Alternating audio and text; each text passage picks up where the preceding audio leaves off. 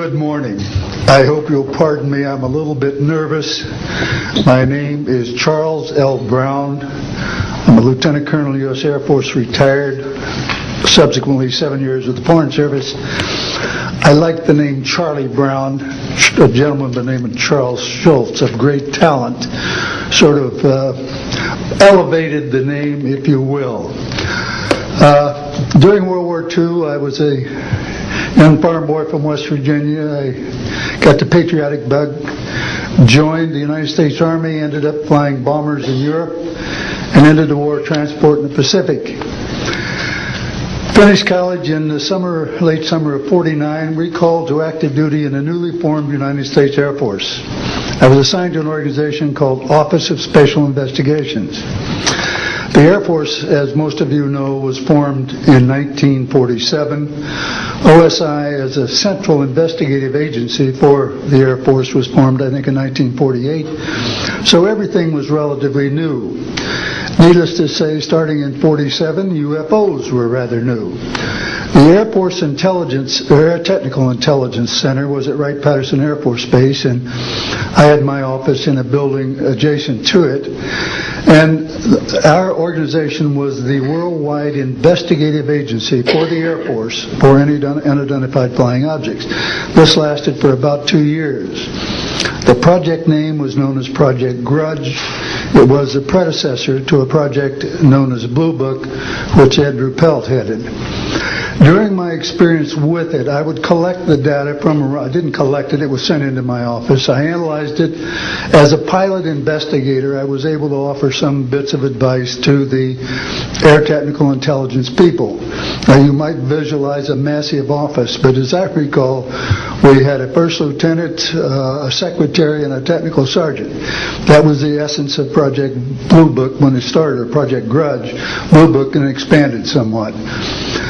During the review as an analyst of these various documentary reports, if you will, or documents, I became clearly convinced that there was substance to what was being reported, in that we had ground visual, ground radar, airborne visual, and airborne radar confirmation of some of these sightings.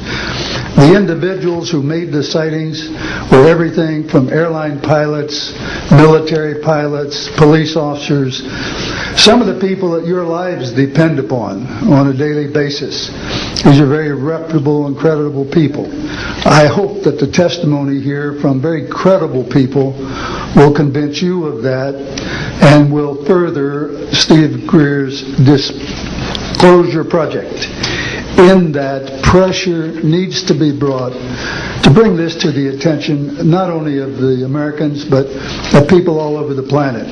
These vehicles have been seen and confirmed all over the planet. I am willing to sign a sworn statement or testify to my judgment and to what I have observed. Such things do exist. Please believe me. Please believe those who follow me. Thank you.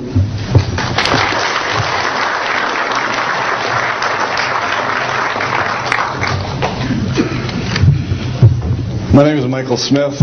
I was in the Air Force, a sergeant, from 1967 to 1973.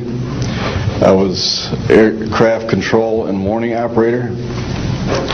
While I was assigned to Klamath Falls, Oregon, in early 1970, I arrived at the radar site, and they were watching a UFO on a radar that was hovering at about 80,000 feet.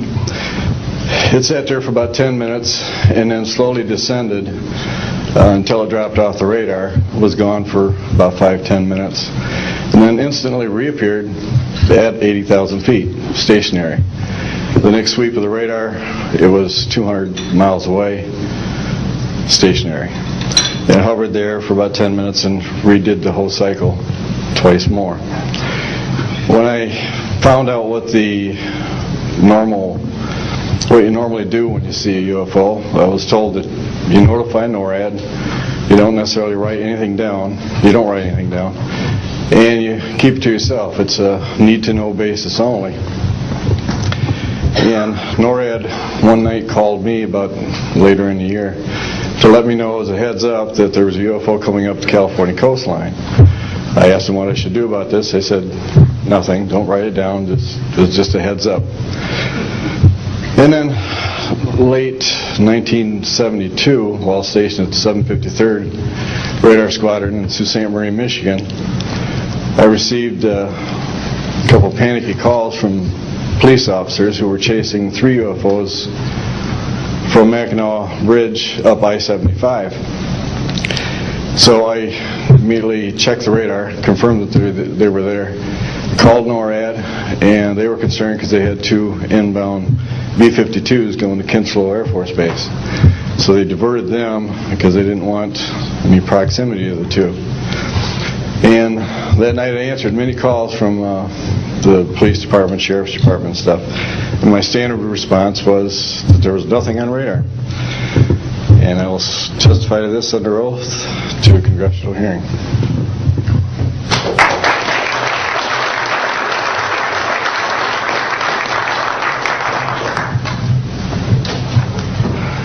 Good morning.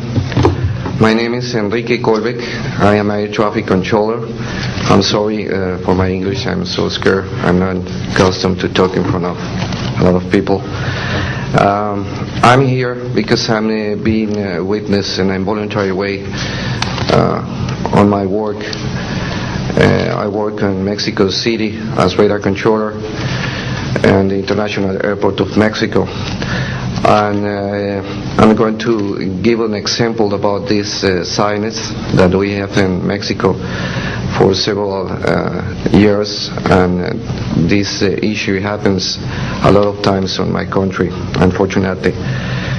For example, in March 4, 1992, we detected 15 objects west side of the Toluca airport, that is very close of our international airport at 50 miles more or less.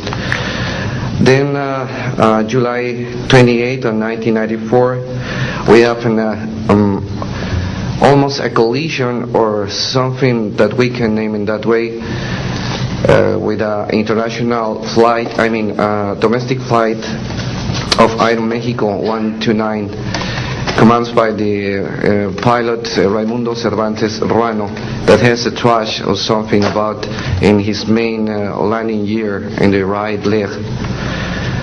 That's occurred at night at 10:30 more or less. Then in the next week, the same year, in the same moment, the Aeromexico Flight 904 has another almost collision that was reported for the pilot Corso, the Capitan Corso, at 11:30 in the morning, and we detect that object on a radar. Suddenly, just for a moment. Then the next week we have a lot of silence reported by the pilots that give us information about the weird traffic or something, bright lights and different times, and we detect some of them in that week. But in September 15 of 1994, we have a detection about 5 hours more or less on a radar and a new equipment that we believe that that equipment was working in not a good way, because it's not human that you have detection by 5 hours of the same object and apparently without movement. Well, we concur with the technical persons of radar in our country that the radar system was working well, and